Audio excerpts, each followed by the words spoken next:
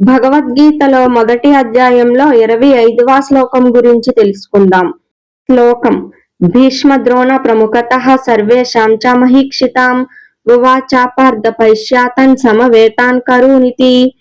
ఈ శ్లోకం యొక్క అర్థం: భీష్ముడు, ద్రోణాచార్యుడు మరియు ఇతర రాజులు ఉన్న కౌరవ సైన్యంని చూపిస్తూ ఋషికేశుడు అంటే శ్రీకృష్ణుడు అర్జునితో ఇలా అన్నారు: పార్థ, చూడు ఈ సమవేతంగా నిలిచిన కౌరవులను.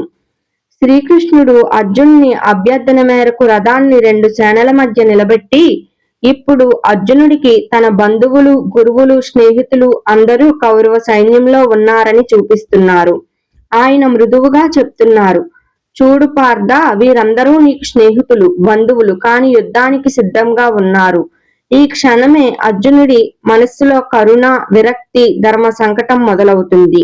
ఇది భగవద్గీత ఉపదేశానికి ముందు ఉన్న అత్యంత కీలకమైన దృశ్యం.